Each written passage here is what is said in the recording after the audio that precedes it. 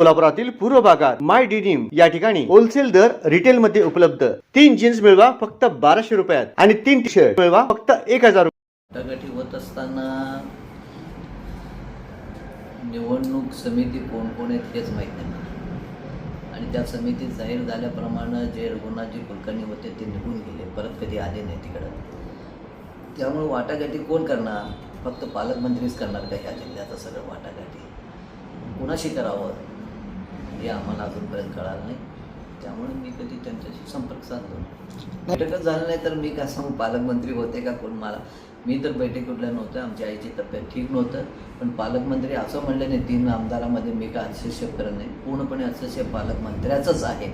आणि पालकमंत्री जे उमेदवार देतील ते निवडून आणण्याचं काम आमचं आहे। फक्त आता सध्याच्या वातावरणामुळे असं वाटतं की पालकमंत्री शहर उत्तरचे पूर्ण अधिकार त्यांनाच आहेत, त्यांनीच निवडणार आहेत आणि त्यांनीच जाहीर करणार। मला असं वाटतं की निष्ठावंत कार्यकर्त्याला न्याय मिळो न मिळो, निष्ठावंत कार्यकर्त्याच्या पाठीमागं उभारण्याचं माझं कर्तव्य आहे। कारण मी गेल्या 5 वर्षात 5 टर्म झालं माझ्या पाठीमागं कार्यकर्ते राहिले, उभारलो, निवडून आणले। भारतीय जनता पक्षाने जेव्हा जेव्हा आदेश दिलं तेव्हा कार्यकर्त्यांनी कुठलीच अपेक्षा न करता भारतीय जनता पक्षाला त्यांच्या आदेशाप्रमाणे मतं मिळवून दिलं। कुठल्याही निवडणूक असू द्या, लोकसभा असू द्या, विधानसभा असू द्या किंवा कुठलेही कामं असू द्या, भारतीय जनता पक्षात कार्यकर्ता शहरचा कधीच मागं पडला नाही।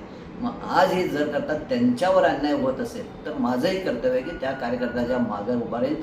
तो कार्यकर्ता कुठल्याही पक्षात उभारला तरी मी त्याचा प्रचार करणार।